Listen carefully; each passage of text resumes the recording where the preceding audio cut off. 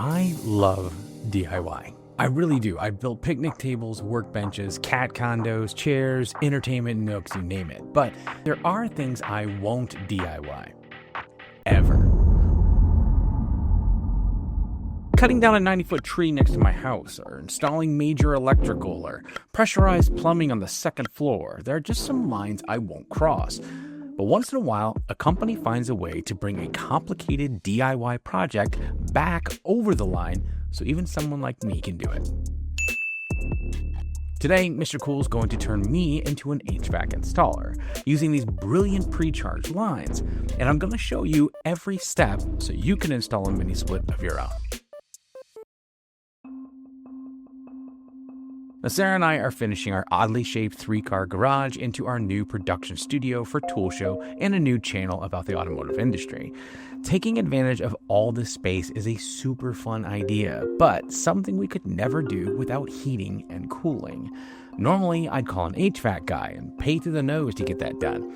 But instead, we're installing a Gen 5 DIY mini-split from Mr. Cool. Before we dive into the installation, let's talk about what makes this a true DIY project, because normally installing a mini-split requires a licensed HVAC technician, and here's why. Traditional mini-splits come with empty refrigerant lines. After you connect everything, a pro needs to vacuum out all the air and moisture from those lines, then charge them with the exact amount of refrigerant. You need specialized equipment, certification, and frankly, it's not legal to do it yourself. Mr. Cool's Gen 5 DIY solves this with pre-charged line sets. That means the refrigerant is already sealed inside at the factory. When you connect the lines, you simply use a hex key to open the valves and release the refrigerant into the system. No vacuum pump, no charging equipment, no HVAC license needed. Mr. Cool engineered out the professional-only part of the job, and that's what makes this a genuine DIY install. Now, there are 10 simple steps, and we're going to walk you through each one of them as quickly as we can. Step 1, the mounting plate. First, we have to choose our location. We chose a spot on our outside wall near our workshop area. You need at least 6 feet off the ground, but be sure to leave 6 inches from the ceiling and around 5 inches on either side. Once you have your location, you can use the handy wall template they include, mark your locations for mounting screws, and for the 2-inch hole that you'll be drilling through your wall for the line set. Then you just use the included screws to mount your mounting plate. Step 2, drill your 2-inch hole. Now, most people will drill at a slight downward angle all the way through to the outside of their wall. Then they run the line set down the wall, which is the easiest route. But I also think it's the ugliest route. We didn't want this huge thing running down the side of our garage. Unfortunately, we had yet to insulate and finish our walls, so we were able to route the line set down through the stud bay instead. This means we only drilled through the drywall and stopped there. If you plan to drill all the way through the wall, I'll point you to some DIY guides in the description that will help you with that step. All right, step 3, we prepare our line set. The piping on the back of your indoor unit needs a bit of prep. Just remember, we're bending small copper pipes, guys, so move slow and avoid any kinks. You'll need to bend the piping on the back of the indoor unit to face the back so we can send it through the wall. Next, we use some of the included tape to lightly wrap the refrigerant piping and drain pipe together.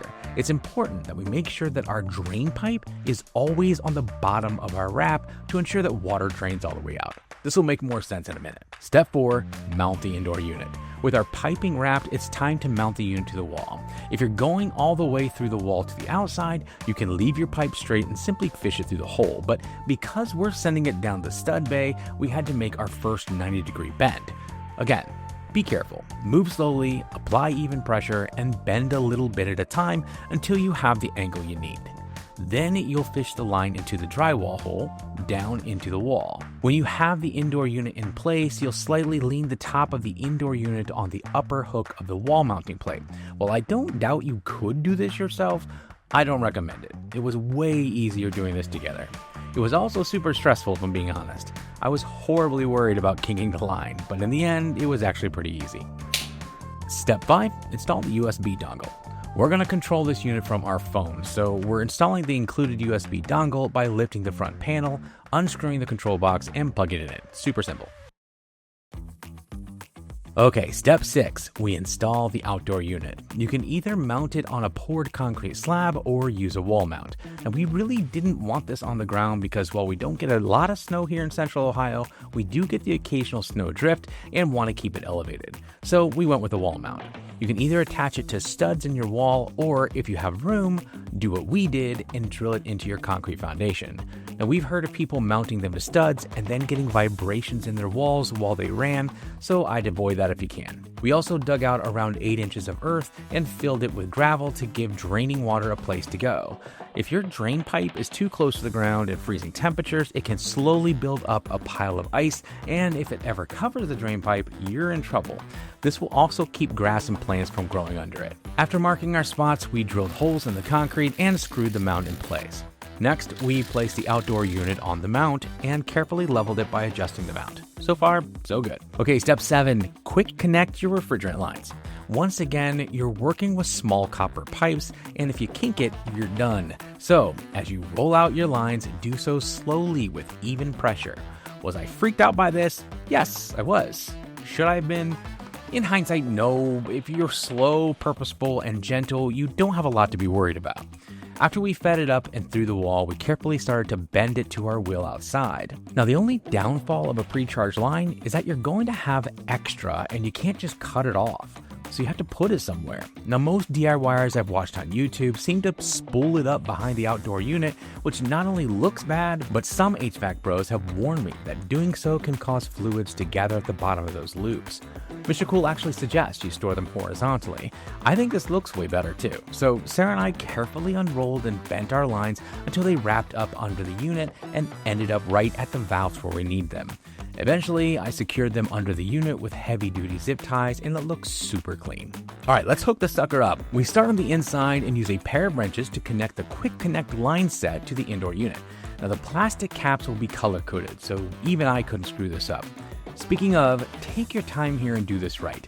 These line sets are only designed to be installed once. You'll use one wrench to hold the connector from the indoor unit and the other to twist the nut on the line set. Like most people, I don't have an HVAC torque wrench, so I use the Kyle technique.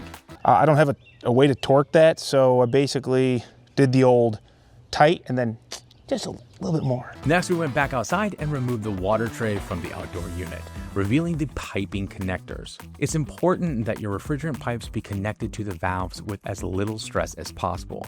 That means you need to carefully bend your line set to bring the connectors together before screwing them on. After we took off the plastic caps, we first used our hands to start the threads and then used the 2 wrenches again to finish the connection. And again, we're using the Kyle method to tighten them. Just give them one more slight turn to torque it down without over tightening it. On to step 8, open service valves. With the pipes in place, we unscrew the covers on the valves and use the included Allen key and turn the valve counterclockwise until it stops. We just want to open it all the way, not torque it, so be gentle here. If you listen carefully, you'll actually hear the refrigerant start to flow. Yeah, you can hear it.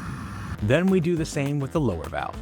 When they're both fully open, we can replace the covers. Now that the pipes are flowing, we need to spray some soapy water onto all of our joints to make sure we don't have any leaks. Next, we're going to wrap our indoor connection with a soundproofing material that keeps them from rattling together and prevents the connector parts from being exposed to the air. Then we wrap the connectors with the insulation and finally wrap it all together with a non-adhesive UV tape. We then connect the drain pipe and wrap it all together, once again making sure the drain pipe doesn't get kinked, it's always on the bottom and never dips to create a water trap. We then wrap up the outside as well, leaving the drain tube well above the ground so it can't back up with ice. Step 9, wiring. The only thing left to do is wire it up. Now, our 18,000 BTU model requires a 240 volt line, so I called my electrician and had him run a new circuit to a box next to where I wanted to install our outdoor unit. All I had to do was connect the cable from the indoor unit and the cable from the electrical box. So I grabbed my favorite electrical tools and got to work. First, the connector from the indoor unit is pretty straightforward. I first pressed the cable through the hole in the panel and secured it down with the included ring nut. I then connected each wire to its corresponding terminal, which are conveniently labeled with numbers. Then I stripped out the wire from our 240 line and screwed them in place as well. Moving on to step 10, now we test. So we headed inside, grabbed the included remote, and turned it on. It was that easy. I later hooked it up through the app, and now we enjoy heat when it's cold and cold when it's hot outside. We've been using ours for a couple months now, and we absolutely love it. It's like we've added 700 square feet of additional space to our home, and now we have a separate space for our workshop and our YouTube sets. And of course, I did it myself. Now I just need to build up the nerve to try some more plumbing. Maybe not. If you have any questions, I'll be happy to reply in the comments. To find the perfect MRCOOL DIY Mini-Split for your space, head over to MrCOOL.com.